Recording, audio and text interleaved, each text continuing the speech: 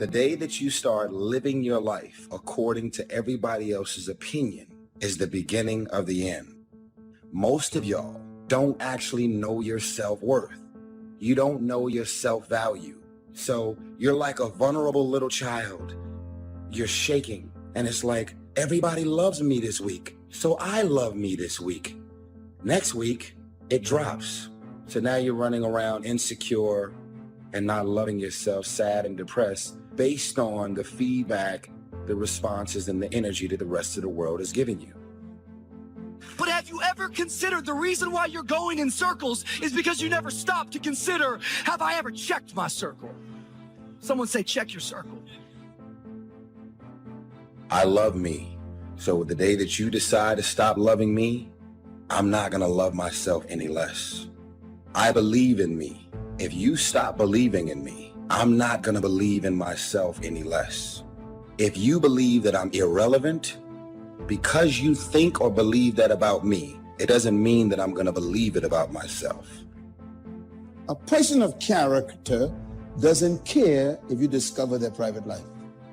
If you are afraid that I may find out about your private life, you have no character. You are a character. The day that you allow the opinions of the outside world to dictate the way you feel about yourself, it is the beginning of the end of you living a blessed and self-loving, secure life. Friend, listen to me loud and clear. Do not pick your friends that are enabling you. Pick some friends who empower you. Love yourself, believe in yourself, independent of the validation of the world. Have opinions and feelings about yourself, independent of the feedback. Why you gotta have somebody calling you beautiful every day in order for you to feel beautiful? Do you believe that you're beautiful, or do you only believe you're beautiful when other people say that you're beautiful? Self-love is the cure to self-hate. A truly courageous person is not afraid of what might or might not happen next week or next year. He fears not making the most of every moment today. A truly courageous person fears making appearances more important than realities, making impressions more important than communication. Think about something that you'd like to have, or something you'd like to create for you or your family. I want you to hold this thought in mind. Now, one of the first things I want you to do is don't worry about the inner conversation that you're going to have. Don't worry about how you're going to do it. That's going to come. You're going to develop a plan of action. You will find the way. You'll become the kind of person that can attract the people, the resources, in order to make that become reality. The discipline can seem like it's your worst enemy, but the reality is, discipline is your best friend, and it'll put you on that path. The path to strength and intelligence and happiness. What is the vision for your life? What are the ideas and the dreams for your life? Who are you? What are your gifts and talents? What is your ultimate destiny and your goals? God will never give you something somebody else is supposed to have.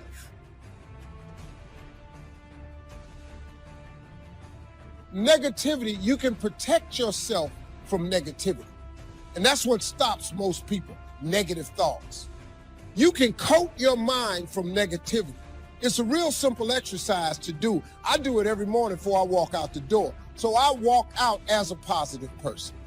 The way you can put a coating around your mind is with one simple thing: gratitude.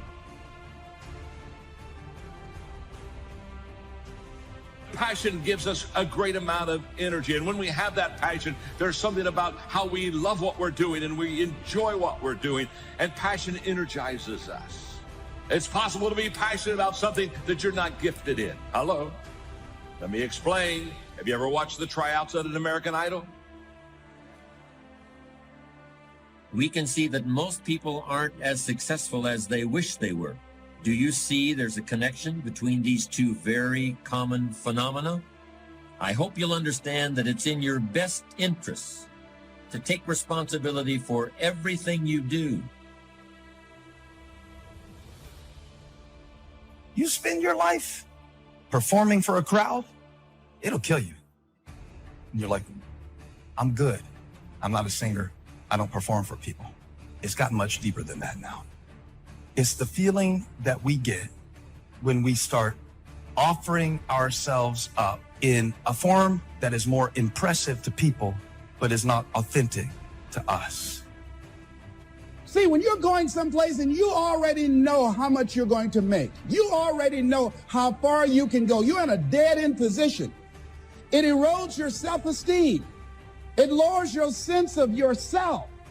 It creates an emptiness in you. So I say that your life is worth finding. Don't be so obsessed with them. Be obsessed with your own reality TV program called Your Own Life, right? How about the news? All the time they're trying to distract us. I'm not saying don't know about them, but it's such a convenient escape from the work. What it takes to win is not worrying about all that stuff. That should be the background noise. How do we increase our self-esteem? You have to begin to fortify yourself. I believe that you have to begin to consciously monitor your inner conversation and start talking to yourself. Start building yourself up. Sometimes the only good things you will hear about you are the things that you say to you. It's something in me that says, I need to do this. So that's the first voice. But we've trained ourselves to ignore this voice and listen to the second voice that I believe is a collection of the average society. It's what we learned. It's the practical voice, the should voice. Whenever you say I should do, where are you getting that from? What society says. Well, we forget society's kind of crazy. It's like, why are we using them as the bellwether that we should get our advice from, right? 52 is the age at which a man's philosophy is fully formed. But it's okay to run a little behind schedule as long as you recognize it and do something about it. And you don't need volumes of books or the library in order to create a personal philosophy. You can do that anywhere. You can do it right here.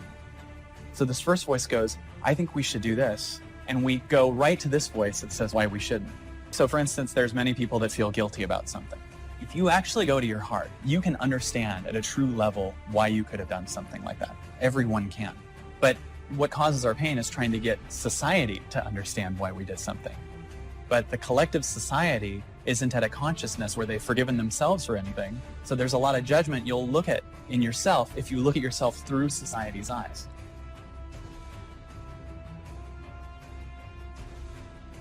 Success is not in short supply. It isn't rationed, and you stepped up to the window and it was all gone. No, no, no. It's like an ocean here. Now, if that's true, what's the problem? Well, some people go to the ocean with a teaspoon. Have you got the picture? See, what you want to do in view of the size of the ocean is trade your teaspoon for at least a bucket. And you'll look better down at the ocean. Kids won't make fun of you, right? Okay. Now there's two ways to ask, and we'll wrap up goal setting. Two ways. Here's number one. Ask with intelligence. It didn't say ask intelligently, but I'm sure it meant that. Don't mumble. You don't get anything by mumbling. Be clear. Be specific. Intelligent asking means how wide, how high, how soon, when, what size, what color, how much. Define what you want and describe what you want. That's powerful. In the weekend seminar we teach, goals become like a magnet. They pull you that direction. And the better you describe them, the more they pull. So ask intelligently. Here's number two. Ask with faith. That's the childish part of the equation. Believe you can get what you want like a child.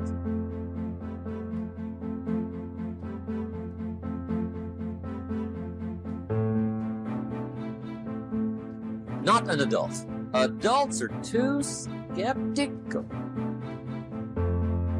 So the formula really reads, make plans like an adult and believe in them like a child. And the most incredible things will happen. Just try it for 90 days. Just try it.